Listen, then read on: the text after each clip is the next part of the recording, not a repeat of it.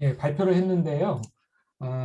그 비구니 회관에서 열고 계시는, 전국 비구니에서 유튜브로 그 당시에 나눴던 얘기들을 전부 그 녹화를 해서 올려둔 것 같습니다. 유튜브 검색해 보시면 그 내용이 나오는데, 오늘 여러 스님들과 사부 대중 앞에서 제가 말씀을 나눌 내용은 그 내용에 이어지는 내용입니다. 그래서 주어사를 직접 다루기보다는 오늘은 주어사를 비롯한 그 불교, 그 다음에 유교, 천주교의 종교 공간의 상징성 이해라는 제목을 가지고 여러분들 앞에서 함께 얘기를 나누고자 합니다. 이게 왜 중요하냐 하면은 주어사라는 공간이 사찰이죠. 그 사찰에서 유학자들, 젊은 유학자들이 모여서 성리학, 도상, 장명 이런 것들 가지고 수양을 하고요. 또 거기서 천주교 서적에 대해서 연구를 한 거로 보입니다. 그래서 주어사라는 공간은 불교 사찰이지만 유학자들이 모여서 유교적으로 수양하면서 천주교 서적을 탐독을 했던 그런 공간이거든요. 그래서 이 세 종교의 내용들이 겹쳐져 있는, 중첩되어 있는 공간입니다. 참 보기 드문 그런 케이스인데, 이 각 종교들에서 어떻게 종교 공간을 상징적으로 표현을 하고 수용을 하는지 그 내용들을 한번 비교라는 관점을 통해서 이제 여러분들께 말씀을 드리고요. 특별히 그 천진항 같은 경우는 이미 천주교 측에서 대성당을 짓는 성역화 작업을 오래전부터 하고 있는데요. 그분들이 어떤 방식으로 성소 내지는 성지화 작업을 하는지 그 역사적인 문화적인 그 배경에 대해서도 살펴보도록 하겠습니다.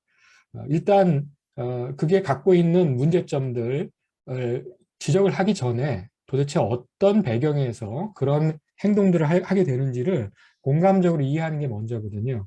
그래서 새 종교에서 종교 공간을 어떤 식으로 접근하는지를 잠깐만요. 하고 난 다음에 돼요. 예? 네. 그 지금 저 외에는 음소거를 좀 해주시면 좋겠습니다. 예, 네, 잘 들려요. 네. 예, 지금 이 잡음 계속 섞여 들어오는데요. 예, 고맙습니다. 다시 이어나갈게요. 예, 강의 중간에 그 소거 해제를 하시면 안 됩니다. 예, 다시 말씀드리겠습니다. 그 종교 공간의 상징성 이해라는 제목으로 말씀을 하나 둘씩 나눠보도록 하겠습니다. 이게 지금 예,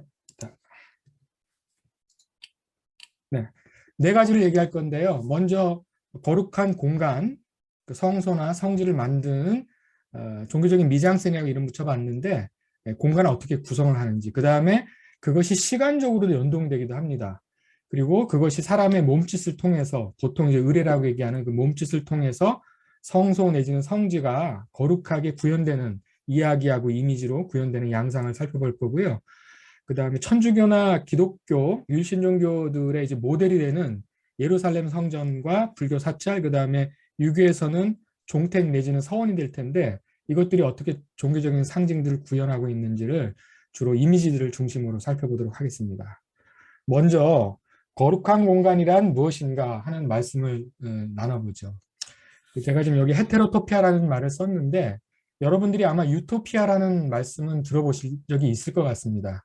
유라는 말은 노라는 말이고 토피아라는 말은 플레이스라는 말이니까 세상에 없는 공간이죠. 유토피아라는 건. 근데 헤테로토피아는 세상에 없는 공간이 아니라 세상에 실제 하는 공간입니다. 근데 도저히 양립 불가능한 시간들과 공간들이 중첩돼서 나타나는 공간을 갖다가 헤테로토피아라고 미셸 푸코라는 학자가 명명했어요. 대표적인 공간이 어디냐면 도서관이에요. 여러분들 도서관에 가시면은 책들이 굉장히 다양한 시대, 그 다음에 굉장히 여러 가지 장소들에서 만들어져 있는 지식들, 뭐 이미지들이 다 모여 있죠.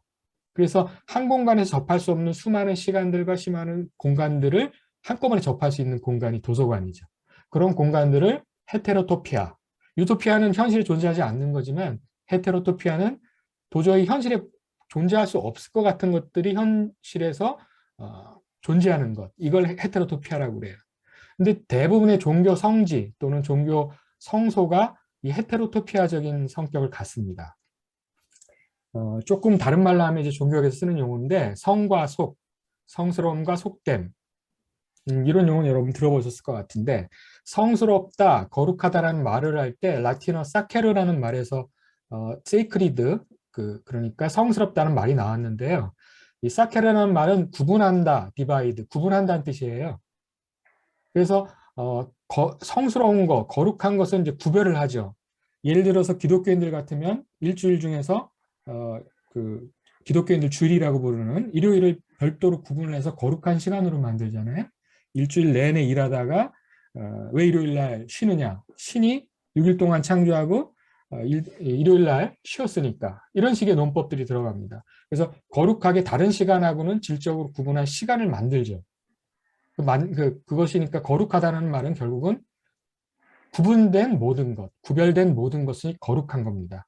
성스럽기 때문에, 거룩하기 때문에 구별하지만 달리 생각해보면 구별되기 때문에 성스러운 거예요. 이건 뭐 특정한 장소, 특정한 시간, 특정한 인간에게 다 적용이 됩니다. 사랑을 해보신 분들은 알죠. 수많은 이성들 중에서 그 이성 하나만 눈에 들어오고 그 사람이 지나가면 막 밝은 빛이 나온다거나 이러면 그 사람은 수많은 사람 중에서 내가 사랑하는 사람 이렇게 해서 구별이 되는 거잖아요. 엄밀하게 말하면 이제 집착이 생겨서 이제 고통이 생기는 씨앗이기도 한데 어쨌든 구별이 됩니다. 그래서 종교에서 흔히 얘기하는 성스럽다는 말은 구별한다라는 거하고 통합니다. 그래서 구별된 시간, 공간, 장소는 성스러운 거예요. 그리고 이게 영원하지 않습니다.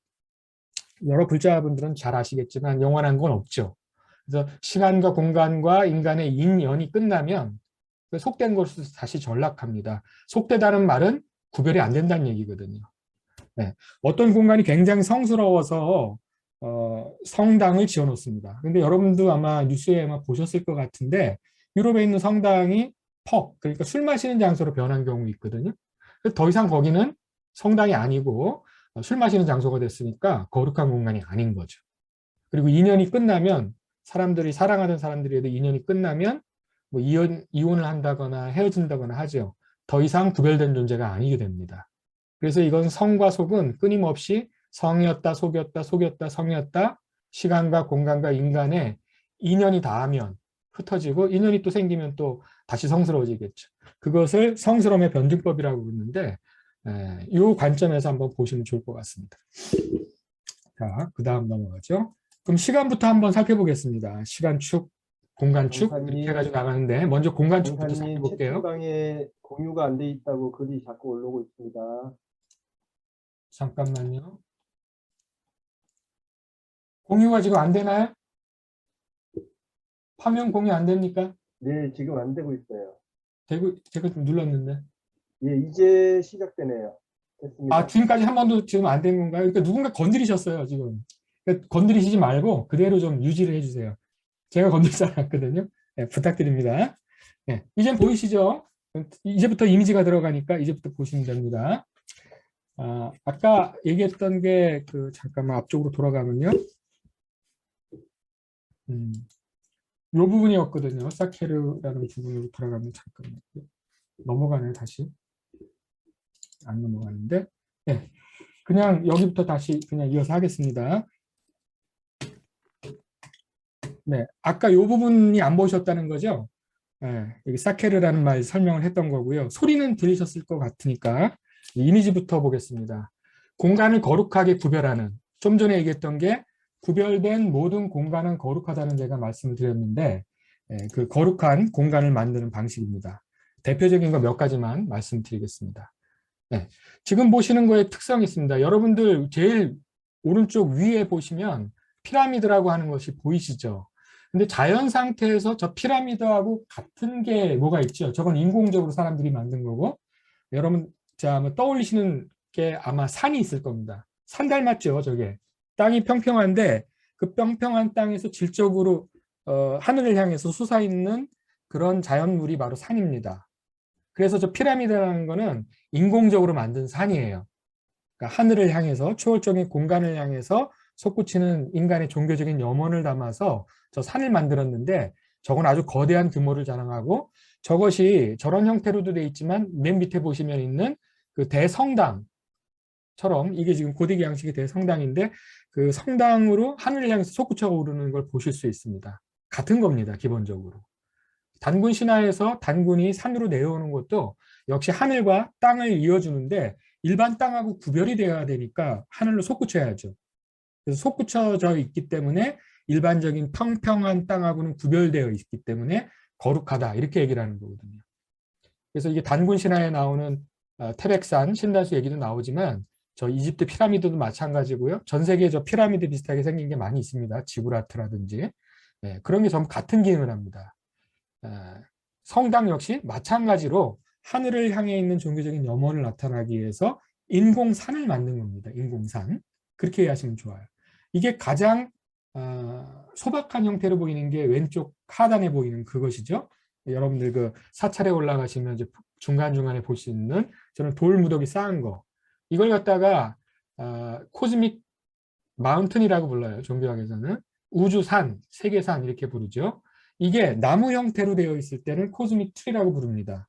여러분들 그 솥대 보신 적 있을 텐데요. 아니면 일본의 그 신사에 가시면 앞에 들어갈 때 그 입구에 있는 거. 그게 바로 코즈믹 트리에 해당하는 겁니다. 태백산 신단수 밑에 환웅이 내려오죠. 네, 그거 생각해 보시면 됩니다. 뭐 기독교 같으면 예수님은 골고다 언덕, 원덕 내지는 산이죠. 거기에 십자가에 못 박혀 죽잖아요. 십자가 나무죠. 그래가지고 코즈믹 트리 위에 있는 코즈믹 마운튼 위에 있는 코즈믹 트리.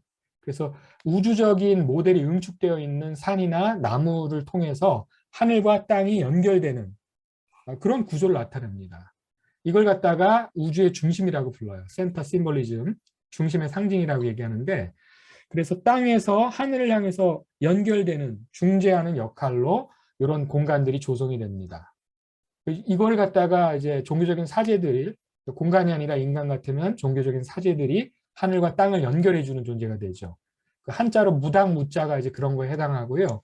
또 임금 왕자 역시 마찬가지로 볼 수가 있겠습니다. 그 다음 넘어가겠습니다.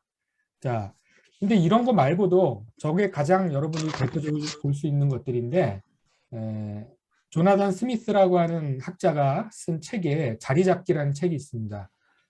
여기 보면 두 가지 모델의 공간 조성하는 모델이 있습니다. 하나는 정의적인 지도, 하나는 유토피아적인 지도가 있는데 그 정의적인 지도라고 하는 것하고 유토피아 지도가 다른 점은 하나는 정주형 모델이고 움직이지 않는 것이죠. 하나는 유동형 모델입니다. 그러니까 농경민족과 유목민족이라고 생각하셔도 되는데요. 이 정의적인 모델이라는 거는 우리가 그 거대한 좀 전에 봤던 피라미드 같은 거 또는 지구라트 정도의 규모를 자랑하는 성전을 만드는 모델들이 대체로 정의적인 모델들이에요. 우주의 중심부에다가 세계의 중심부 또는 우주의 중심부라고 생각되는 구별된 땅, 그 중심부에 우주를 응축해 놓은 모델을 구성을 합니다. 네. 이게 여러분들 그 만다라 도시 그걸 보시면 우주를 응축해 놓은 그 상징적인 모델이잖아요. 그걸 지상 위의 도시 위에다가 만들게 되죠. 그게 이 정의적인 지도라는 건데 중근동에 있는 그 지구라트 내지는 좀 전에 보셨던 이집트의 피라미드 같은 거 생각하시면 되고요. 이건 이제 종교 사제 또는 지배 엘리트를 중심으로 이제 구현이 되는 거고요. 좀 전에 봤던 식으로 움직이지 않습니다. 그리고 우주가 이미 있는데 그 질서를 기념하는 거에 불과해요. 그런 것을 몸짓으로 의례로 표현하는 것이 바로 이 정의적인 모델의 구축 모델입니다. 제국을 질서를 만든 데는 다 너나 없이 다 이 모델을 사용을 하죠. 이것에 비해서 유토피아적인 모델이 있는데 유토피아라는 건 원래 없는 거라고 그랬잖아요. 이게 원래는 피라미드 중심에 있었던 이집트 파라오 왕의 질서에서 유태인들이 떨어져 나오죠. 여기서 이제 소위 말하는 유태교, 기독교, 이슬람 이게 다 여기서 튀어나오는데 원래 유대인이라고 하는 말 자체가 노예란 뜻이에요. 노예. 히브리라는 말 자체가 헤브루라는 말에서 온 말인데 이게 노예 또는 종을 뜻하거든요. 노예들이 집단 탈출을 한 거죠. 그게 유대교의 출발이에요. 그 지도자가 그 당시 지도자가 유명한 모세죠. 엑소도스가 이제 출발이 되는데 원래 그러니까 세계 우주의 중심에 도시가 세워지고 거기 왕이나 사제를 겸하는 존재가 있고 그들을 중심으로 중앙부터 시작해서 주변으로 위계 질서가 형성이 되거든요. 그러니까 대표적인 게 여러분들 중화 민족 이래가지고 중국이 세계 중심이다 이러면 주변은 오랑캐다 하는 세계관이 있잖아요. 그런 게 정의적인 모델이라면 그 오랑캐 내지는 사회적인 계급으로 치면 노예나 아니면 피정복 민족이라든지 이런 사람들이 탈출을 하는, 해방을 위해서 탈출을 하는 그런 모델이 유토피아 모델입니다. 이걸 했죠, 유대교가. 그래서 여기 카리스마적인 지도자가 나오고 여기는 공간이 세계 중심이라고 할 만한 땅이 없습니다. 그래서 성스러운 공간을 창출을 해야 돼요. 어떤 곳을 새롭게 만들어내야 되는 거죠. 근데 이것도 자리를 잡고서 정주영 모델이 되게 되다 보면 사막에서는 계속 이동을 해야 되기 때문에 성소도 계속 움직입니다. 그 신의 그 법궤라는 걸 통해서. 근데 이게 예루살렘이라고 하는 도시를 중심으로 그 자리를 잡고 나다 보니까 유동형이 바뀝니다. 이 정의형으로 바뀌게 되죠. 그래서 성전을 만들어요. 성전에 대해서 좀 이따 보여드리기로 하고, 그리고는 그 성전을 중심으로 종교 생활을 하다가 나중에 로마에 멸망되고 나서는 이 사람들이 전 세계로 퍼지죠. 여러분 다 아시다시피. 그래서 떠돌이 생활을 합니다. 그러면 성전을 만들 수가 없게 돼요. 이걸 대체하는 모델을 만든 게 소위 말하는 회당이라는 겁니다. 그거는 엄밀하게 말해서 성소가 아니에요. 그냥 모이는 거에 의미밖에 없는 거죠. 그래서 유동형 모델의 성소가 생기고 그 다음에 미슈나나 그 전래력이라고 하는 달력이죠. 달력, 캘린더를 만들어서 시간적으로 성스러움을 구축을 하거나 율법을 만들어서 그거를 구축을 하려고 합니다. 그래서 어느 장소에 있든지 간에 특정한 절기가 다가오면 6월절이나 무슨 절기가 다가오면 그 종교적인 달력에 따라서 시간을 거룩하게 만드는 것들을 하게 되죠. 대표적인 게 이분들이 그 기독교인들 일요일 날 쉬는 것처럼 안식일이라고 그래가지고 그날 쉬잖아요. 왜냐하면 더 이상 예루살렘 성전이 없기 때문에 시간을 통해서 거룩한 것을 누리려고 하는 그런 게 나타납니다. 이것도 나중에 기독교 같은 데 영향을 주게 되죠. 이 두 가지 모델들이 다. 이거 이제 전제에 두고 다음 넘어가 보겠습니다. 이번에는 이제 시간 모델로 공간을 거룩하게 구성하는 그런 것들이 있는데요. 그걸 한번 살펴볼게요. 지금 보시는 것은 시스나 성당입니다. 로마에 있는 시스나 성당인데 이 이미지를 보시면 아마 많이 보셨을 거예요. 이 그러니까 윗부분에 위에서 이 중앙 정도 보게 되면 그 에덴 동산 얘기도 나오고요. 천지 창조 얘기도 나오고 이 천정 위에다가 그림을 그립니다. 여러분들 천주교 성당에 가보시면 이런 그림들이 성화들이 이콘들이 많이 그려져 있죠. 오히려 이슬람은 이런 걸 표현하지 못하게 합니다. 거룩한 것은 이미지로 표현할 수 없다 해가지고 그거를 때려 부수죠. 아이코노클레즘 내지는 그걸 성상 파괴주의라고 그러는데 개신교는 뭐 좀 덜하고요. 천주교 그다음에 정교회는 이런 거에 굉장히 발달해 있습니다. 그래서 이 성스러운 장소인 성당 자체가 일종의 성경의 역할을 해요. 성경에 있는 이야기들이 전부 그림으로 지금 들어가 있잖아요. 천장부터 시작해서 스테인드 글라스 해가지고. 그래서 이걸 자세히 보게 되면 그냥 이미지로 표현된 성경이라고 보면 되죠. 이 공간 속에 들어갔을 때 사람들은 거룩함을 느낍니다. 천주교인들은 이제 그렇게 느낀다는 얘기예요. 창조, 타락, 구원, 종말까지 시간적인 순서에 따라서 창조부터 종말까지 이어지는 기독교 스토리가 시각적으로 구현되고 있죠. 근데 이게 하나하나가 의미가 있지만 그것이 연이어져 있습니다. 제일 위에 있는 것은 천지창조 같은 구약 얘기고 이 기둥과 기둥 사이에 세모처럼 보이는 부분이 있죠. 중간중간에. 이런 부분들은 선지자들 얘기고요. 나중에 밑에 보면 예수님 얘기 나오는 신약으로 연결되는 겁니다. 자, 이런 식으로 공간을 구성해 놓으니까 이 공간에 들어갔을 때 굉장히 거룩함을 느끼게 됩니다. 그리고 공간 자세히 보시면 여기 지금 그 하단에 보면 넓은 장소하고 좀 저 안에 좁은 장소가 보이는데 나중에 이제 예루살렘 성전 보면 알겠지만 사제들이 들어가는 거룩한 장소 내에서도 가장 거룩한 장소하고 신도들이 들어갈 수 있는 장소가 나뉘어져 있습니다. 성과 속을 구분하고 있는 거죠. 이런 거를 이제 염두에 두시기 바랍니다. 아마 나중에 그 천지남 그 대성당 만들고 해도 이런 형태의 것들로 이제 만들어 갈 겁니다.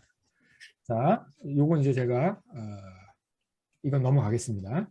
이콘이라고 하는 게 있는데 아마 보셨을 겁니다. 좀 전에 보셨던 그 그림들을 새겨 넣어요. 근데 여기만 새겨 넣는 게 아니라 나중에 보시게 되겠지만 성당 말고 성지 곳곳에 이런 걸 조형물을 만듭니다.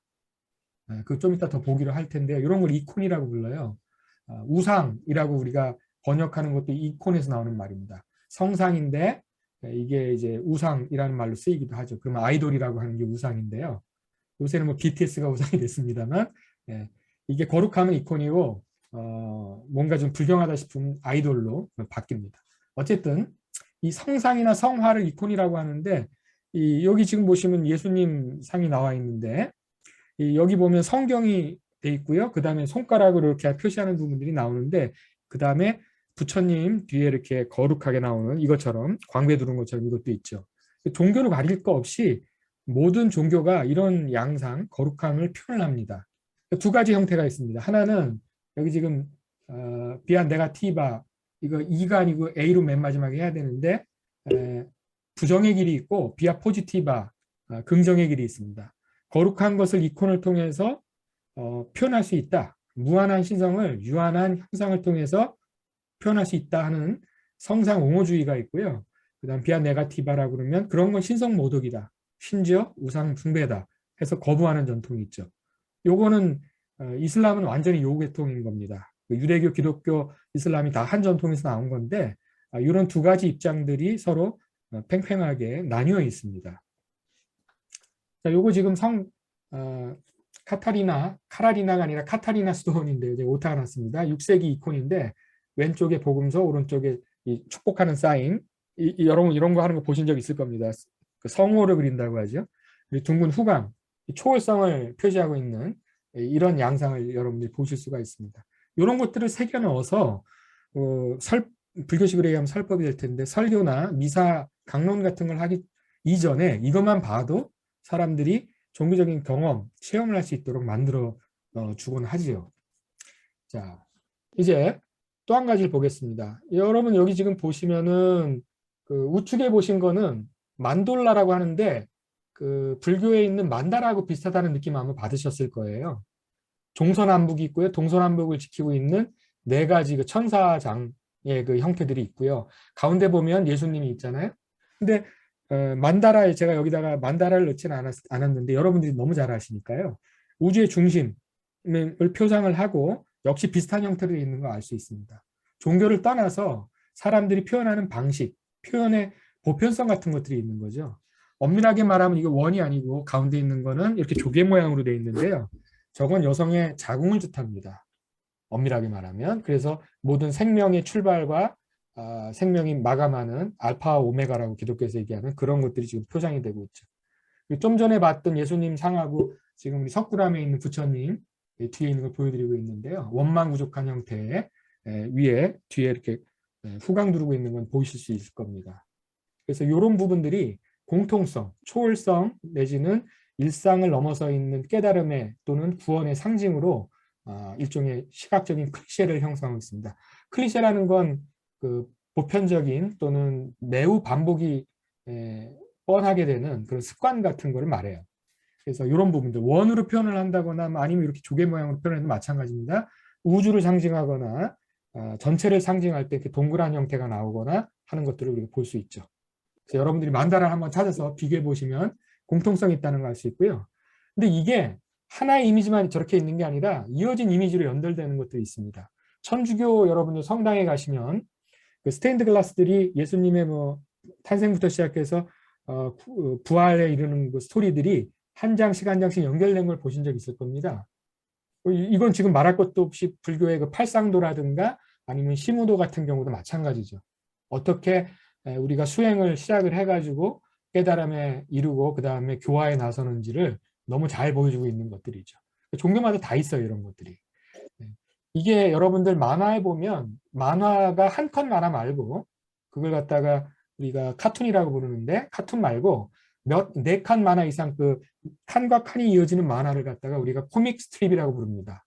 줄여서 코믹스라고 부르는데 요 말을 제가 가져와서 세계 최초로 이콘 스트립이라는 걸 만들었어요.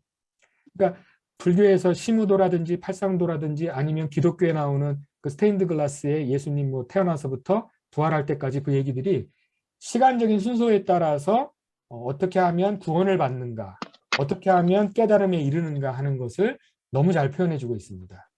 뭐 요 내용에 대해서는 제가 길게 설명을 하지 않겠습니다. 너무 잘 아시는 내용일 것 같으니까. 시무도는 이렇게 넘어가고요. 팔상도죠. 이게 근데 사실은 한국, 중국, 일본마다 약간 강조하는 게 약간씩 다릅니다. 석가모니 부처님의 생애를 8가지 그 단계로 나누는데 원래는 여러분 다 아시는 4대 성지하고 연관되죠. 부처님께서 탄생하셔서 깨달음을 얻고 설법을 하고 그 다음에 열반에 이르는 이 4가지 성지하고 연관이 되는 이야기가 기본이 돼서 거기다 4가지를 추가합니다. 그래서 팔상이 완성이 되는데 인도 쪽 팔상도를 보면 대체로 부처님의 생애하고 연결되는 걸 좀 더 강조하는 반면에 중국은 신화적인 영웅담을 좀 더 강조합니다. 일본 같은 경우는 열반의 종교적인 성취를 좀 강조하는 그런 차이점들이 좀 있습니다. 자, 한국 거는 어떤 건지 여러분들이 한번 살펴보시기 바랍니다. 옆에 그 그림은 우리나라 팔상도를 넣었습니다. 이 정도 보고요. 이게 원불교에도 영향을 끼쳤죠. 그 원불교 대종사 10상 같은 거 보면 팔상도를 원불교 방식대로 이렇게 재전유해서 이런 식의 10장의 그림을 만드는데요. 종교마다 그 교조의 그 스토리에 따른 그 거룩한 장소, 거룩한 이야기들을, 거룩한 이미지들을 구현해서 성소 또는 성스러운 장소, 법당이나 이런 데 그려 넣었습니다. 이렇게 해서 여러분들이 이미지들을 어떻게 성스러움하고 연결시켜서 종교인들이 하고 있는지를 이 보편적인 표현 형상이라는 것을 이해하시면 좋겠습니다. 자, 그 다음 넘어가겠습니다. 이거 유교도 그런 게 있어요. 저희 지원 유교 전공인데 이게 뭐 100장이나 되는데요. 여기는 유교답게 교육을 좀 강조하는 편이죠. 오히려 불교나 도교 이런 쪽 계통은 수행을 좀 더 강조하는 편인 반면에 유교는 뭐 그거보다는 교육을 좀 더 강조하는 그런 내용이 좀 보입니다. 이 정도로 하고요. 이제 3챕터부터가 본론입니다. 그 이야기하고 이미지로 구현되는 이야기는 시간적으로 구성이 되고요. 이미지가 그 연이어서 오면 구현이 되죠. 그리고 거기에 특정한 장소에 가서 거룩한 장소에서 거룩한 이미지를 대하면서 특정한 의례, 기도나 뭐 108배를 한다거나 3000배를 한다거나 이런 특정한 의례를 행합니다. 이 3가지가 연동이 돼요. 그것이 천주교 성지, 그중에서 십자가의 길에서 잘 구현되고 있습니다. 이걸 한번 보도록 할게요. 이거 천주교 하기 전에 일본의 오세권 이 종교 공원을 보여드리고 있는데요. 일본의 그 정토진종에 가면 이거 실제 제가 찍은 사진입니다. 오세권이라고 하는 곳이 있는데 창시자의 그 가르침을 갖다가 이런 식의 공원으로 중요한 곳곳마다 에피소드를 조각공연 형태로 만들어놨습니다. 여기에 가가지고 종교적인 그 교훈이라든가 수행에 대해서 다시 한번 생각하게 하는 그런 곳이 있죠. 천주교 성지도 역시 마찬가지입니다. 자, 대표적인 게 남양성모성지라는 곳이 있는데요. 여긴 정말로 잘 만들어진 공간이에요. 그 이유는 저기다 설명을 드릴 텐데 여기에 가시면은 우측에 보이는 그림처럼 십자가의 길이라고 하는 공간마다 이렇게 나무 내지는 돌로 조형을 해놓습니다. 그리고 여기에 조형해 놓은 것 밑에 보면 기도문 같은 게 들어있어요. 그러면 걷다가 여기 잠깐 그 십자가의 길을 걷다가 이 조형물이 나타나면 잠깐 무릎 꿇고 저거 기도합니다. 또 일어나서 걷다가 또 저게 나타나면 이렇게 하는 거죠. 그래서 그것들이 여러 군데 이제 만들어지거든요.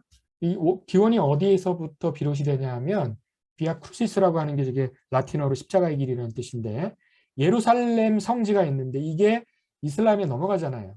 그러니까 더 이상 예루살렘 못 갑니다. 그러니까 성지순례가 안 되는 거예요. 이 사람들의 입장에서는. 그래서 성지순례를 대체하는 그런 형태가 생깁니다. 아까 제가 정주형 문화에서 유동형 문화에서 정주형 문화로 바뀐 얘기를 했었죠. 그러니까 성지를 가면 되는데 예루살렘 성지는 못 가게 되니까 기독교 성지이기도 하고 유대교 성지이기도 하고 이슬람 성지이기도 하잖아요. 예루살렘이. 그런데 그걸 이슬람이 차지하니까 더 이상 못 가요. 그래서 이분들이 성지순례를 대체하는 것을 만든 게 바로 십자가의 길입니다. 이미 여러분들 그 남양 성지 성물뿐만 아니라 전 세계 천주교 성지를 가면 예외 없이 이게 있고요. 또 좀 규모가 크면 성당 주변에 이런 거 만들어 놓기도 합니다. 그래서 이것이 있으면 성지가 되면 반드시 이걸 만들어요. 이게 근데 언제 시작했느냐? 초기 기독교에 있던 전통이 아닙니다. 이슬람에 의해서 막힌 이후에 14세기, 15세기에 이걸 만들어요. 그래서 길을 조성을 하고 걷다가 멈춰서 기도하고 무릎 꿇고 기도하는 거. 그러니까 동중정, 정중동이 동정 이게 이어지는 거죠. 일정한 리듬을 만들거든요. 그래서 피정 같은 걸 하게 되면 이런 데 가가지고 천주교인들이 불교식으로 얘기하면 명상한다고 생각하시면 됩니다. 자기 안에 이제 침잠해서 신과 함께 서로 하나가 되는 그런 그 과정들을 갖게 되죠. 그래서 이게 14세기, 15세기에 만들어졌는데 프란치스코 성회가 요거를 성지 관리를 하게 됩니다. 그리고 이거를 믿음과 자신들의 그 신행, 그러니까 믿음을 행동화하는, 의례화하는 행동으로 전 세계에 이거를 확산시켜요. 그래서 어디든지 이 천주교가 퍼져가지고 들어가면 이걸 만들어내는 거죠. 한국에서 만들어지는 성소 다 이런 식입니다. 그래서 이런 것들을 만들고 있습니다, 이미. 그래서 1637년 교황청에서 이거를 정형화하는 형태로 만들고 1731년에 드디어 모든 교회가 이걸 조용하도록 만들어 허용해 줍니다. 그리고 14곳의 예수님 생애 관련되는 얘기들을 저렇게 정형화를 하죠. 이건 성당은 아니죠. 성당 아닌 외부에서 저런 걸 만들어 놓습니다. 그리고 19세기 이후에 되게 되면 그 사순절이라고 40일이죠. 40일 동안에 있던 맨 마지막에 성금요일이 되는데 기독교 예수 그리스도가 십자가에 못 박혀 죽던 그걸 묵상하는 의례로 이게 정형화가 됩니다. 그리고 나서 전 세계에 퍼지는 거죠. 천지남에도 이미 이게 만들어지고 있고요. 주어사가 만약에 이렇게 천주교의 그래서 만약에 자신들의 원하는 방식대로 하게 된다면 거기도 이런 게 만들어질 거예요. 예외가 없거든요. 대체 다 이렇게 되니까. 자, 이런 형태입니다. 잠깐 보여드렸고요. 남양 성모 성지 같으면 모든 이 성지들은 어떤 곳이냐 보통 박해를 당해가지고 순교를 하는 곳이거나 아니면 종교적인 어떤 그 거룩한 이적 같은 것들이 나타났던 장소들을 많이 삼습니다. 여러분들 그 사찰들도 마찬가지죠. 특정한 발언을 하거나 아니면 부처님이나 보살님들이 등장을 했을 때 그곳에다가 홍련암 같은 곳이 대표적일 텐데요. 그곳에다가 사찰을 조성을 하거나 성지를 조성하잖아요. 마찬가지로 남양 성모 성지 역시 병인박해 때 순교자 기념하는 곳이에요. 사실은 천지남 주호사는 성지로 적합하지 않은데 왜냐하면 박해를 당해서 거기 순교한 사람이 없잖아요. 근데 이제 그걸 갖다가 성지로 만들려고 하니까 이제 여러 가지 문제가 생기는 요인 중에 하나인데요. 원래 성지라는 거는 좀 전에 말씀드린 것처럼 많은 분들이 순교를 하신 곳이거나 종교적으로 특별한 일이 일어났던 곳을 말합니다. 그래서 남양 성모 성지는 그거에 부합하고요. 여기 보면 20단 묵주의 길, 십자가의 길 같은 것들이 이렇게 빙 둘러서 돌게 되어 있습니다. 아까 14처라고 하는 그런 십자가 모형의 것들이 있고 그걸 돌면서 기도하는 거예요, 하루 종일. 근데 이 중에서도 남양 성모 성지는 이제 낙태는 천주교에서 금하잖아요. 그거에 관련되는 생명수호하는 과달루페 성모상이 있는데요. 이거 여기 보이는 사람들이 여기 안에 제가 있습니다. 신발 벗고 들어가게 돼 있어요. 저 돌길 걸으면 발바닥에 돌이 박히겠죠. 고통을 체험하도록 하는 그런 길이기도 합니다. 그러니까 단순히 이미지, 이야기만 있는 게 아니라 걷거나 기도하는 그 순간순간에 고통을 함께 느끼거나 고통에 참여한다라는 것을 굉장히 상징적으로 잘 구현하고 있죠. 천주교가 이 성지를 만드는 건 굉장히 참 잘하고 있는 것 같아요. 그 완성도 면에서. 예. 여기 발길을 만약에 다른 길이 아니면 요 길만 이렇게 되어 있는데 직접 그 낙태당한 영혼들의 고통을 함께 참여한다. 이런 의미가 있습니다. 자, 여기 보면 남양 성모 성지에 가면 꼭대기, 언덕이기 때문에 꼭대기에 예수님 상이 있고 이 공원 중심지에는 이 성모 마리아 상이 이렇게 되어 있습니다.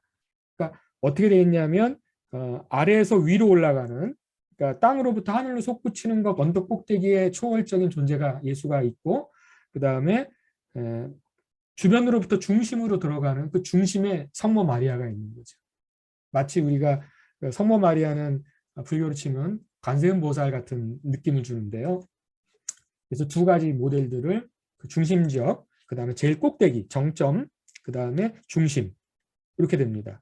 그래서 주변으로부터 중심으로 들어가는 동선을 구축을 하고 그 다음에 아래에서 위로 올라가는 그런 동선을 구축을 합니다. 제가 이 얘기를 하는 건 나중에 불교 사찰에도 이게 적용이 되기 때문에 그래요. 이걸 꼭 기억해 두시고요. 그 핵심에 예수와 마리아 상이 있다라는 거 기억하시면 되겠고요. 20단 묵주의 길, 십자가의 길, 예수님 동산, 성모상, 성체조배로 이루어지게 되어 있고 여기에 엄청나게 큰 성당이 지금 들어섰습니다. 네, 굉장히 잘 만들었더라고요.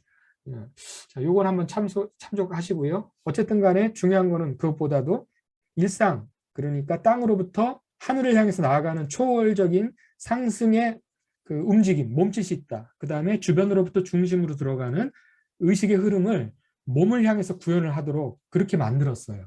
이 셔레이드라는 용어는 영화 용어인데요. 특정한 상징적인 의미를 담고 있는 몸짓, 배우들의 몸짓을 말해요. 종교적으로 치면 의례 같은 게 되겠죠. 순례 코스를 의례화했다는 특성이 있습니다. 자, 근데 더 재밌는 거는 하늘에서 이 성모상을, 그 성지를 봤을 때 우측에 보이는 화면이 하늘에서 드론으로 찍은 거예요. 항공 촬영한 건데 자세히 보시면 왼쪽에 있는 이콘하고 동일시 시켜 놓은 겁니다. 원래는 그냥 만들었는데 나중에 만들고 보니까 이 블라디미르 성모상 이콘하고 똑같다 하고 의미를 부여한 거죠. 천주교인들이 의미를 부여한 겁니다. 여기 예수님 얼굴 이렇게, 그 다음에 성모 마리아. 근데 사실은 그게 아니고 원래 의미는 그냥 지형이 이렇게 생긴 거예요. 골짜기하고 산 이렇게 돼 있는 건데 이걸 지금 의도적으로 맞춘 거죠. 나중에 하다 보니까. 근데 여기 지금 보시면 그 성모 마리아 모습처럼 보이는 이것이 바로 이 길 따라서 십자가의 길이 구축이 되어 있습니다. 20단 묵주의 길도 구축이 되어 있고 이걸 도는 거예요. 여기를 돌면서 걷다가 돌다 걷다가 돌다가 하면서 이 성모 마리아 모습처럼 생기는 그 묵주의 길 내지는 십자가의 길을 걷는 거죠. 여기 한 반나절 걸으면 충분히 그 기도했다가 걸었다가 하면서 마치 그 불교 신자들이 3000배 하는 것처럼 그런 아마 효과를 얻을 수 있을 거라고 봅니다. 그래서 이런 여러분들 천주교 성지 어디 가든지 이런 식의 구축이 되어 있는데 이건 우연히 지형이 이렇기 때문에 이콘하고 같은 모양을 의미 부여를 했다라는 거 알아두시면 될 것 같고요. 그리고 심지어는 저런 곳이 아니어도 특정한 종교적인 이적이 나타나지 않아도 의도적으로 종교적인 저런 몸짓을 구현하는 경우가 있습니다. 지금 보여드리는 거는 미국의 그 라틴 아메리카 공동체, 멕시칸들이 있는 공동체에서 십자가 지고 가다가 특정한 장소에서 십자가에 매달리는 것 같은 퍼포먼스를 하는 장면인데요. 이게 지금 필젠이라는 곳인데요. 여기 원래 그 라틴 아메리카 이주민들이 가난하지요. 여기 살았는데 여기서 76년 크리스마스 이브 때 화재가 나요. 어머니 2명, 아이 10명이 사망합니다. 그래서 어떻게 그 축복받아야 되는 은총의 시간에 이런 일이 벌어지느냐 해가지고 항의를 합니다. 십자가 들고서. 그래서 이게 매년 반복이 되는 거죠. 그래서 못 사는 사람, 가난한 사람들과 함께 했던 예수, 우리도 그렇게 해야 되지 않느냐 하는 의미로다가 이걸 했고, 이거에 따라 이 이벤트에 따라서 여기에 새로운 사회 부흥 활동들이 실제 이루어지기도 했고, 그래서 지역 사회를 만드는 그런 역할들을 했습니다. 이런 건 뭐 한번 보실 만한 모델인 것 같습니다. 이건 천주교 관련해서 또 말씀드렸고요. 자, 천주교에서 성지는 저런 식으로 만듭니다. 그리고 지금 천지남에도 이미 저런 것들이 만들어져 있는 것 같고요. 제가 벌써 한 20년 전에 가봐가지고 천지남은 그런데 이 형태의 것들을 분명히 조성할 겁니다. 자, 그런데 이거의 원래 근원이 되는 모델이 바로 유대교 성전이거든요. 자, 예루살렘 성전이 이렇게 생겼어요. 지금은 문화서 없지만 새로 만든 그거는 말고요. 원래 그 솔로몬 왕 당시에 뭐 이게 어떻게 됐을까라는 걸 상상을 해서 했던 부분들인데 여기 지금 영어로 써 있는 부분 보든지 한글 써 있는 부분 보든지 똑같은 겁니다. 이 건물을 확대하면 이렇게 되거든요. 자세히 보시면 문과 문으로 나눠져 있습니다. 이따 문 얘기는 사찰 얘기할 때도 중요해서 기억을 해두시면 좋을 것 같은데요. 제문, 제가 드나드는 그 다음에 수문은 물이 들어가는 거죠. 그리고 여기 중간에 나눕니다. 이 크게 보면 윗부분하고 아랫부분이 나뉘어요. 그렇죠? 여인의 뜰이 있고 여기 기름 창고, 나시린의 방, 목재 창고, 피부병 환자 방 이렇게 있어서 여기는 상대적으로 속된 공간입니다. 여기 지금 보면 왼쪽에는 코트 오브 위맨이라는 게 이거거든요. 이 안에 들어가면 드디어 종교적으로 거룩한 공간이 나뉘죠. 아까 여러분들 보셨을 겁니다. 그 성당 안에, 시스나 성당 안에 보면 여기 제일 윗부분 보면 지성소라고 써 있죠. 그리고 밑에 성소라고 써 있습니다. 이 모델을 가져온 거예요. 그러니까 사제들이 있는, 천주교 사제들이 있는 곳은 지성소예요. 일반인이 들어가면 안 되죠. 그리고 성소는 일반 신도들이 들어갈 수 있는 공간입니다. 그래서 여기 마치 불교에서 일주문 거치듯이 거쳐서 들어가면 그 다음에 나중에 천왕문 나오고 뭐 이렇게 하죠. 마지막에 불임문 지나고 나면 대웅전이 나오죠. 그 대웅전이 해당하는 곳이라고 생각하시면 돼요. 이 니카르노문 같은 경우는 분위문 정도 되겠네요. 그래서 그 공간 대비해서 생각해 보세요. 비슷한 상상이라는 거 아실 수 있을 겁니다. 근데 가장 중요한 공간에는 부처님을 모시는 불단이 있을 텐데 그거에 해당하는 것이 지성소고 여기에 법계가 있는 겁니다. 신의 법계가 있고 사제들이 있던 공간인데 천주교에서는 여기에 신부님들이 이제 계시는 거고 이 성소까지 들어갈 수 있는 거죠. 거기서 이제 축복을 받고 미사를 드리고 하는 그런 공간들이 됩니다. 제단은 여기 이제 동물 잡아서 죽여서 태우는 그런 공간들이 여기 있었고요. 이런 것들 한번 잘 생각해 보시기 바랍니다. 이 구조를 가지고 온 겁니다. 이쪽으로 가면 성 베드로 대성당이라고 한다면 이게 아래쪽은 그 광장이 되겠죠. 이런 생각을 해보시면 끊임없이 성속, 성속이 중첩되어 있다는 느낌 드실 거예요. 구별 끊임없이 하고 있다는 느낌이 드실 수 있을 겁니다. 근데 이게 이제 불교에서는 좀 다른 면이 있는데 그건 좀 이따 설명드리기로 하고 이건 이제 다른 형태로 보여드린 거고요. 네. 네, 역시 좀 키워본 겁니다. 그 그림 모식도를 옆에서 봤을 때 이렇습니다. 네. 불교 사원 이게 여긴 좀 제목을 제가 잘못 달랐는데 솔로몬 그 예루살렘 성전이에요. 지성소에 보면 여기 지금 두 개의 이건 상상한 겁니다. 그리고 이 일반적인 성소 이 그림 보이실 겁니다. 제가 쓰다가 이게 옵니다. 이게 메트로폴리탄 미술관에서 예루살렘 성전이 이렇게 생겼을 것이다. 저 모식도를 가지고 구현해 놓은 거예요.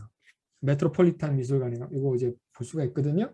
제가 그 인터넷에서 그걸 따온 건데 그걸 가지고 작가들이 18세기, 19세기인가에 18세기, 19세기 넘어갈 때 이걸 실제로 한번 구현해 본 겁니다. 황금으로 장식되어 있고 여기 지금 보고 계시는 곳은 성소고 저 안쪽에 문 안쪽에 있는 거 지성소죠. 아무나 못 들어가요. 저기는.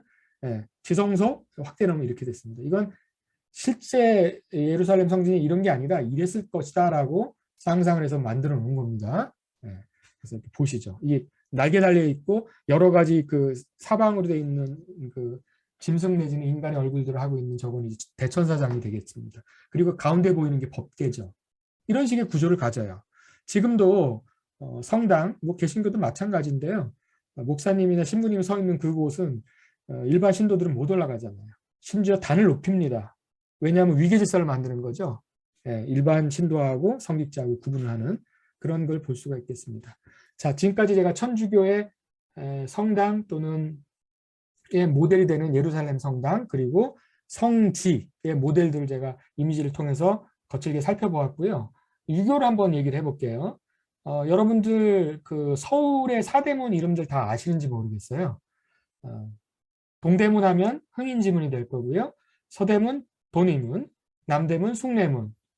요것들이 뭐냐면 유교적인 모델, 그러니까 오행이라고 하죠. 자연을 불교에서 이제 4대 얘기를 합니다만 오행 얘기를 합니다. 목화 토금수 하는. 그래서 그걸 갖다 놓고 가운데는 뭐가 들어가죠, 여러분들? 문이 아니라 보신각이 들어가죠. 인의 예지 신으로 이제 디자인을 합니다. 서울은 우주가 오행이라면 그 오행을 인간이 구현한 가치, 그걸 오상 내지는 오덕이라고 하는데 그것에 따라서 디자인된 도시예요. 그래서 경복궁을 중심으로 몇 개의 중요한 장소들이 있고 4가지 4대문, 정확히 말하면 4대문이 아니고 북쪽에는 작은 문이 있습니다. 숙청문이라고 부르는데 이게 바로 지레오 지자하고 연관이 되는 거죠. 그래서 이 4가지 문들, 그 다음에 뭐 작은 문들이 또 있습니다만 그래서 이것들을 이 문을 드나들면서 무슨 생각을 하겠습니까? 흥인지문을 드나들면서 사람들이 사람은 어질게 살아야 되겠구나, 착하게 살아야겠구나, 그거를 내면화합니다. 도능문을 드나들면서는 무슨 생각을 할까요? 사람은 올바르게 살아야 된다. 잘못 범죄를 저지르거나 남을 해코지 하면 안 되고 올바르게 살아야겠구나. 이 생각을 할 거고요. 숭례문을 드나들면서는 사람은 예의를 지키고 문화적인 삶을 살아야겠구나라는 생각을 하게 될 겁니다. 그거를 디자인한 거예요. 우리나라 사람들이 이거 얼마나 좋아하는지 태극기 보면 알 수 있죠. 우주의 그 질서를 국기에다가 그냥 응축을 시켜놓지 않습니까?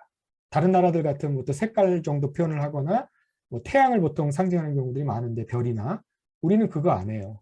한국 문화의 특성 중에 하나인데 가장 궁극적인 진리를 갖다가 자기의 그 이미지로 표현하기를 참 좋아합니다.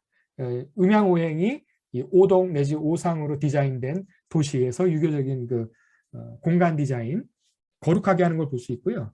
이 거룩한 도시 안에는 더러운 것 아니면 나쁜 것이 있으면 안 돼요.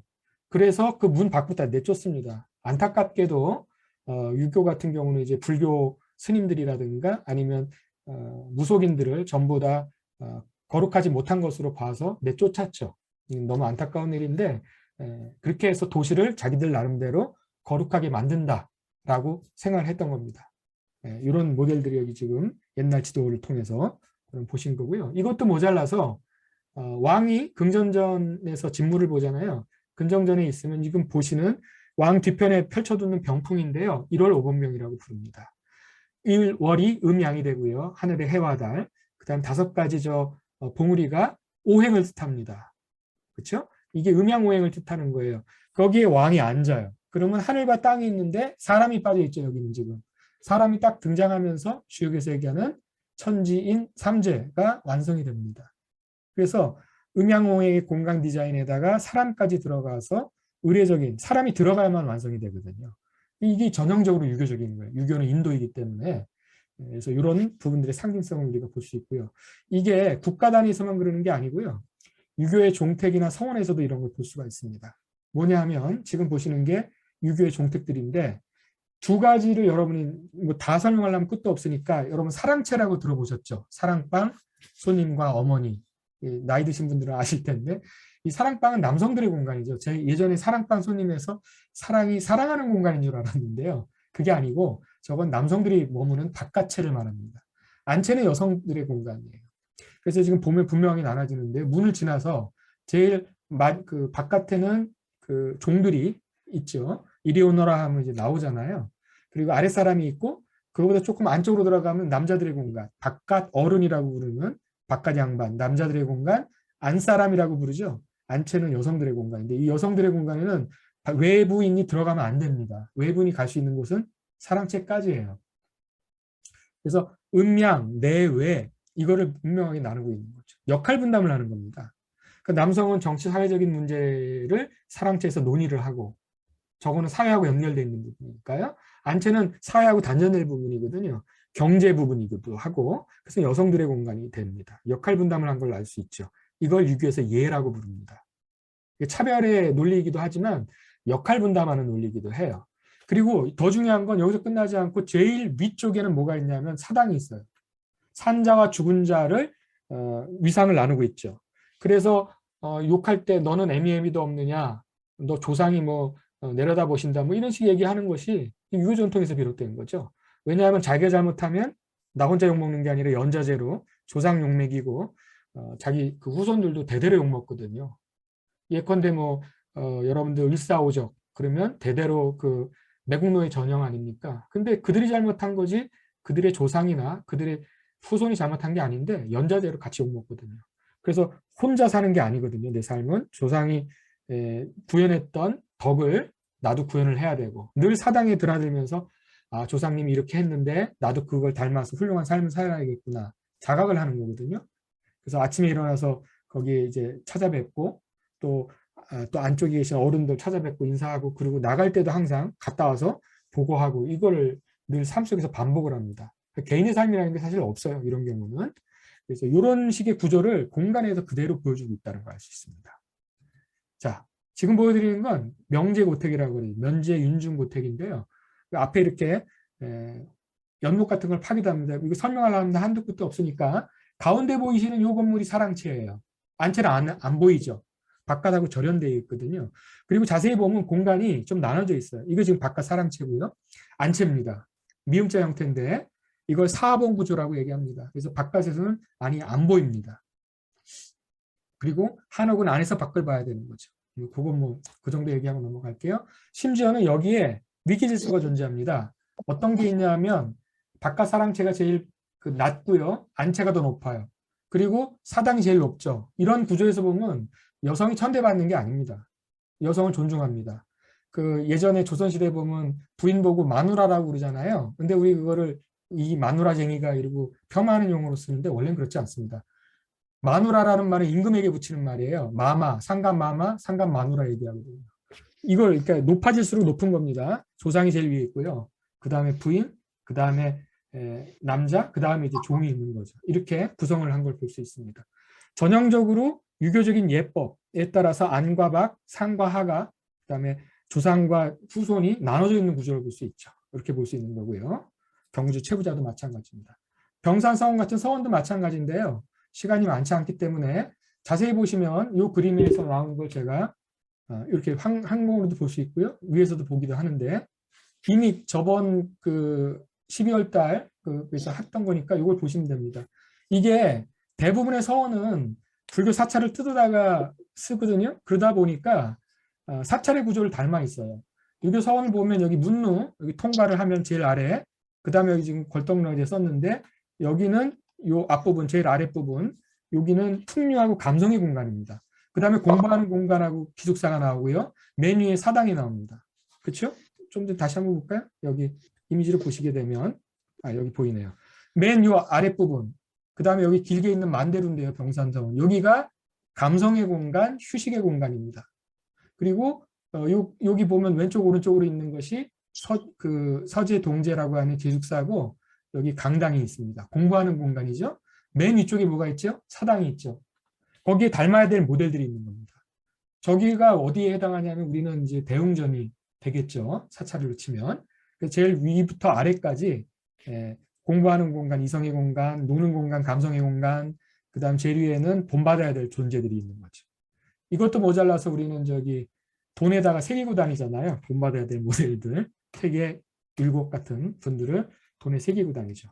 근데 이게 사찰에서 띄어져 나왔기 때문에 사찰의 일주문에 해당하는 게 맨 위에, 맨 앞에 문루부터 시작해가지고 금강문, 천왕문에 해당하는 게 천상계죠. 그거에 해당하는 부분이 바로 이 첫 번째 공간입니다. 거기는 아직 깨달은 존재의 공간이 아니에요. 끊임없이 노력하는 공간들이죠. 그리고 스님들이 수행을 하고 있는 요사체, 부속 건물들, 그것까지 통과하고 나면 마지막에 대웅전이나 뭐 대적광전 같은 데 들어가게 되죠. 완성의 모델 아닙니까? 자, 요거의 구조를 거의 그대로 그 유교적인 방식으로 따라하고 있다는 걸 알 수 있습니다. 요거는 이제 염두에 두시고요. 산사의 구조, 여러분 뭐 다 아시는 얘기인데 일주문, 천왕문, 거치는 그 구조가 되어 있는데 여러분들 다 아시지만 그냥 일주문부터 시작해서 수행이 시작이 되잖아요. 아직은 여기 밑에 보면 이제 인간부터 시작해서 육도윤회하는 존재들인데 일주문을 지나면서부터 초발심이죠. 그래서 천왕문 거치는 여기는 천상세계입니다. 어차피 그 힌두교에서 나오는 메루산, 수메르산 또는 뭐 히말라야라고 사람들이 생각하는 그 실제 히말라야인지는 좀 논쟁의 여지가 있습니다만 그 메루산을 표상하는 거예요. 그 수미산을요.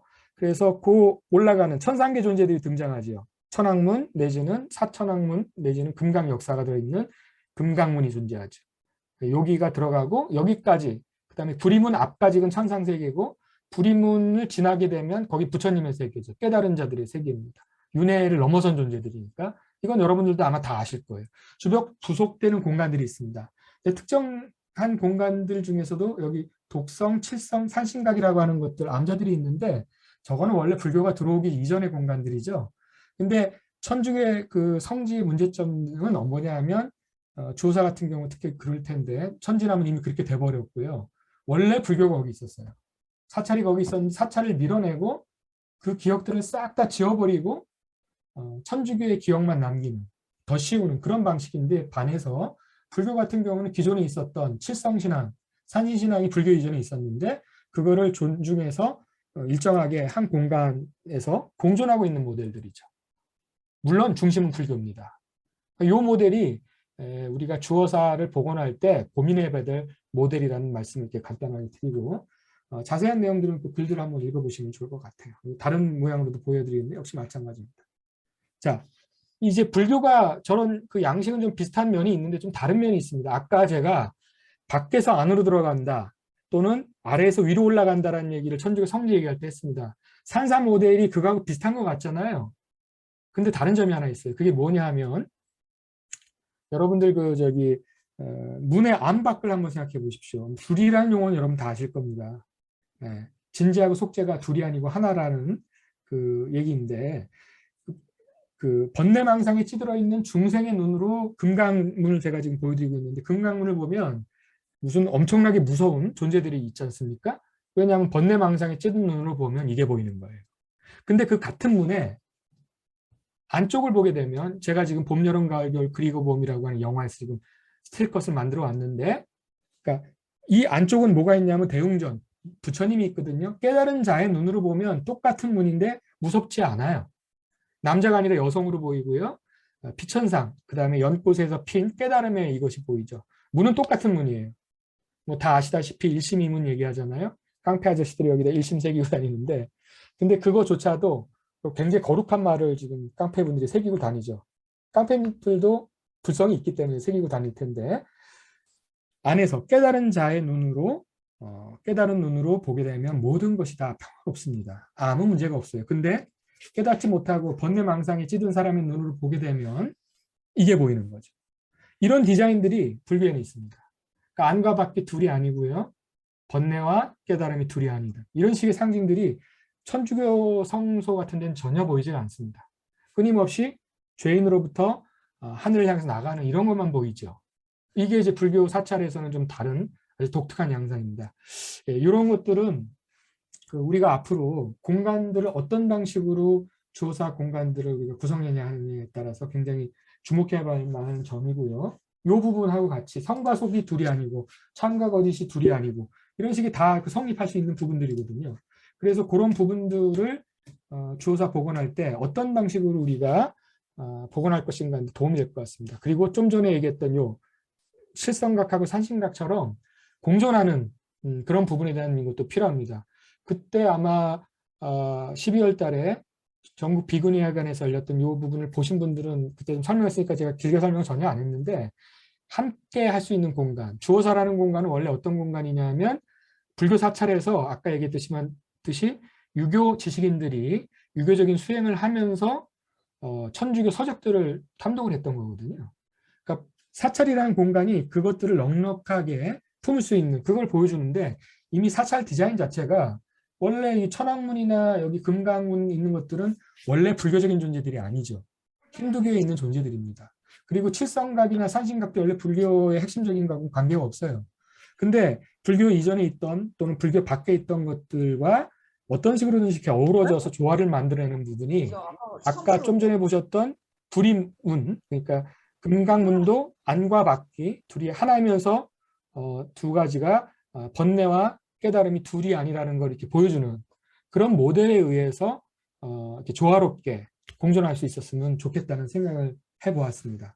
그래서 앞에서 천주교 성지 성소부터 시작해서 예루살렘 성경 거쳐서 유교, 그 다음에 불교 사원에 있는 그 자세하게 설명할 시간은 짧은 시간이 안 되고요. 중요한 대목들만 제가 거칠게 여러 불자들 앞에서 말씀을 드렸는데, 이런 방식으로 주어사에 대한 우리 접근이 있었으면 좋겠습니다.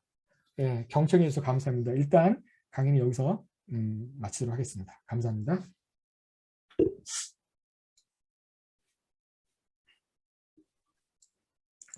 짧은 시간 얘기하다 보니까 좀 너무 거칠게 했어요.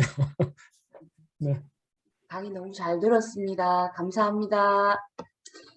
그러면 혹시 여기 계신 분들 가운데 질문이나 좀 받을 수 있으실까요, 교수님?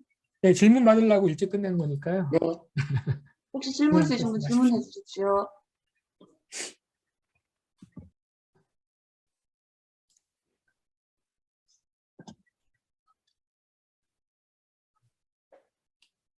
질문이 없으시면 제가 질문을 좀 하고 싶습니다. 이거는 오늘 강의, 오늘 종교 공간의 상징성에 대해서 설명을 해주셨는데, 거기에 앞서서 지금 우리가 그 종교 주어사를 어떻게 복원하고 중간중간에 멘트를 주셨는데, 그러면 조금 앞서서 주어사와 천지남이 왜 불자들이 우리가 관심을 가져야 되는지에 대해서 조금 얘기를 좀 주어사와 천지남에 대한 역사 얘기를 간단하게 좀 해주실 수 있을까요? 그러면 오늘 혹시 여기에 처음 들어오셔가지고 주어사 천지남 좀 낯쓰신 분들도 있을 수 있거든요.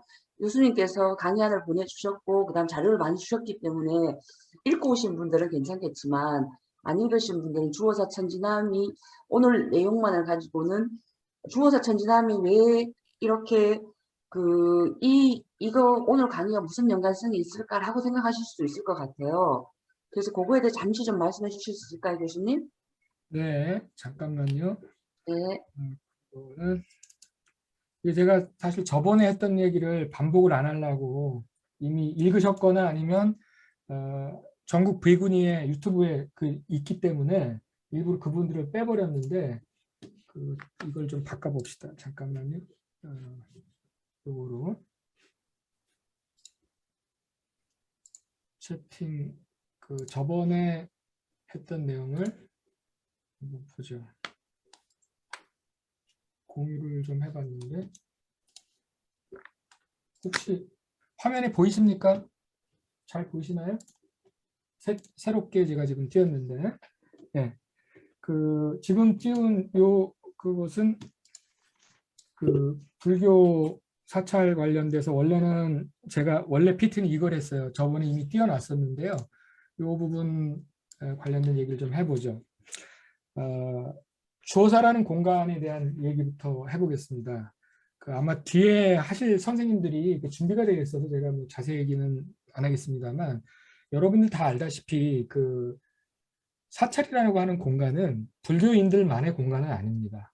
그러니까 이미 공간 자체가 힌두교적인 요소도 충분히 포용했지만 상신각이나 이런 것들을 통해서 보시다시피 기존에 있던 종교 전통도 어느 정도 존중하는 불교의 특성이기도 하죠. 공공문화적인 불교에 대한 이해가 우리가 필요하거든요. 지금 제가 띄워놓은 게 이제 저번에 했던 PT 중에 하나인데 지금 사찰에 관련돼서 문화재 관람료 관련된 이슈가 지금 불거져 있는 것도 알고 있는데 이때 이제 필요한 게 공공문화로서의 불교에 대한 이해가 필요한 겁니다. 불교가 공공문화가 아니라면 세금이 투여될 하등의 이유가 없는 거거든요. 근데 세금의 일정한 지원을 받을 수 있는 요건이 공공문화이기 때문에 그렇습니다.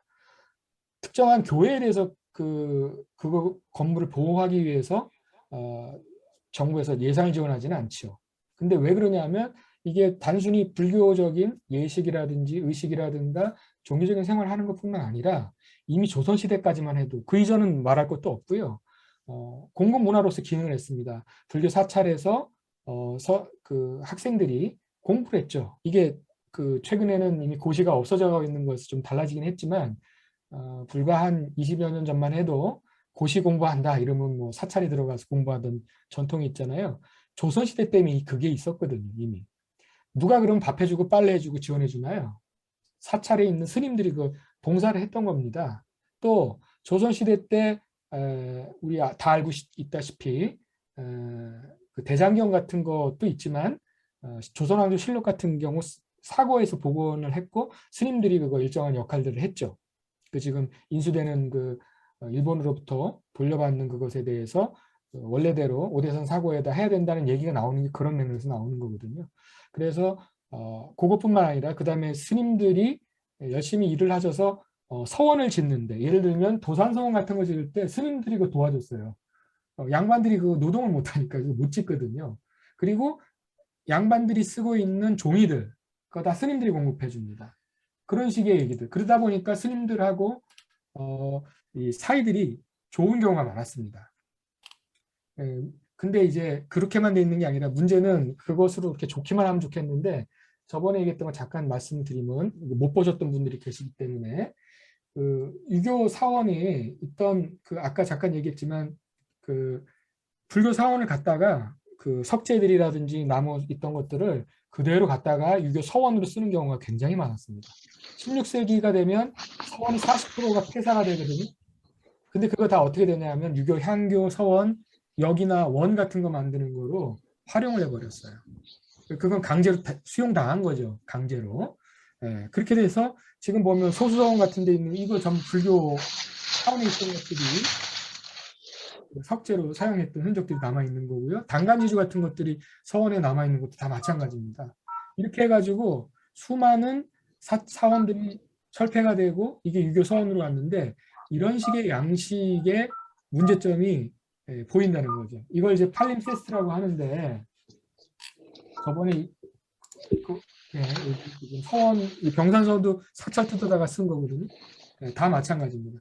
이 팔림세스트가 이건데 저번에 얘기 잠깐 드렸지만 종이에다 더 씌우는 겁니다. 근데 더 씌워도 옛날 게 남아 있거든요. 그런 게 이제 팔림세트 영상이 좀 전에 잠깐 보여드렸던 그 서원에 남아있는 그 이런 부재들이 팔림세트 흔적들이거든요. 그리고 사찰 그대로 띄어다 쓴 거 아닙니까? 그대로 만대로 같은 마찬가지거든요. 그래서 이런 것들이 불교의 기억을 지워버린 채로 불교 사찰 주어사에서 아까 얘기했지만 유교 지식인들이 천주교를 접했던 그런 과학회를 열었던 건데, 죄송하지만 뒤에 전화를 소리가 띡띡하는 거 들리는데 잠깐 음소거 좀 부탁드립니다. 예. 예. 그래서 요것들이 전부 서원들 같은 거고 상당수가 불교 사찰을 띄어다 쓴 거고, 그걸 밀어내고 이제 대체하는 형태의 것들을 보여줬다. 근데 이런 식으로 지금 주어사 천진함 부분이 천주교에서 이런 방식으로 하고 있다. 유교가 저질렀던 그런 방식의 파괴적이고 배타적인 방식으로, 그리고 불교의 기억을 지워버리는 방식으로 천주교의 기억을 완전히 더 씌우는 방식으로 공간의 대체가 일어나고 있다라는 말씀을 전에 자세하게 드렸고요. 그 자세한 내용은 이제 글 쓴 거에 좀 나와 있는데, 뭐 기독교에서 그런 현상이 벌어집니다. 예를 들면 뭐 이거 소피아 성당이 대표적으로 그런데요. 소피아 대성당, 이게 천주교 성당이기도 하지만 이슬람 모스크가 되어 있습니다. 우측에 보이는 게 성당이죠. 똑같은 공간을 어떻게 만들었냐면 이슬람 싹 지워버리잖아요. 저거 지금 이콘들을 이슬람으로 싹 바꿔버리는 거죠. 이런 현상을 벌이고 있다는 거예요. 그래서 대체로 유일신교 종교 전통들이 이런 경향이 강합니다. 그 중에서도 성상 파괴주의적인 성향의 분들이 강해요. 유교는 성상 옹호주의보다는 성상 파괴주의에 가깝습니다. 근데 이제 불교는 그렇지 않죠. 그거를 포용하고 병행을 하고 함께 하는 그런 경향이 많죠. 산신각이 이렇게 있다거나 함께 해주는 그런 형태를 볼 수가 있습니다. 심지어는 이렇게 절취해서 그 해운당 대사 그 비를 주어사하고 연관해 있는 그 유적을 천주교 성지에다 갖다 놓는, 이건 정말 몰상식한 행동인데 돌려줘야 되긴 마땅하겠지만 이런 식의 일들을 벌려요. 밀어내고 자기들의 기억으로 이렇게 대체를 하고 있죠. 천진함은 이미 그렇게 진행이 돼버렸고요. 저건 아마 돌이킬 수 없을 것 같은 지금 느낌이 드는데 내주진 않겠죠. 다만 주어사까지 그렇게 되면 안 되고요. 근데 어쨌든 천주교에서는 천진함에서 했느냐 주어사 했느냐 자체 논쟁이 있는데, 그건 다음에 이제 하실 강사 선생님께서 하시겠지만 천진함이 아니라고 봅니다. 저는 주어사라고 저 개인적으로 보거든요. 근데 여기다가 원래 여기 묻혀 있었으면 모르겠는데 묻혀 있지도 않은 천주교 그 선조분들을 갖다가 신앙의 선조들을 여기로 다 이장을 했죠. 그러니까 심지어는 근거도 없는데 갖다가 와서 성역하고 있는 문제점이 있는 거예요. 천진함이나 주어사는. 거기서 만약에 대규모 순교가 벌어졌다 이러면 그러면 말이 되거든요. 천주교 내부 논리대로 하더라도. 근데 여기는 순교 당한 것도 아니에요. 근데 거기서 실제로 뭐 천주교 의례를 드린 건지 그건 불분명해요. 그나마 그것도 천진함이 아니라 주어사였을 가능성이 더 높거든요. 천진함은 아니었을 가능성이 높은데 엉뚱한 곳에 와가지고 지금 스님들 다 쫓아내고 여기다가 자기네 방식의 성지를 만들어 버린 거죠. 이건 되돌이키기 힘들겠지만 원래 그 강학회가 열렸던 주어사 강학회가 열렸던 주어사는 이런 식으로 되면 안 될 겁니다. 그래서 공간을 어떤 식으로 했는지 만들어 가는지 그 요인들을 제가 말씀드린 거고요. 이제는 제도적으로 로마 교황청 산하에서 저번에 제가 잠깐 말씀드렸잖아요. 공식적으로 인가를 해줍니다. 그렇게 해서 어떤 성지든지 그런 식으로 만들어 가고 있거든요. 그래서 이게 아마 천진하면은 아까 얘기했던 그 십자가의 길 같은 거 당연히 만들고 있고요. 모든 성지 그걸 만들고 있으니까. 근데 의미부여를 과도하게 지금 하고 있는 그런 상황입니다. 간략하게 제가 잠깐 말씀드렸습니다. 혹시 뭐 질문이 있으시면 주시면 답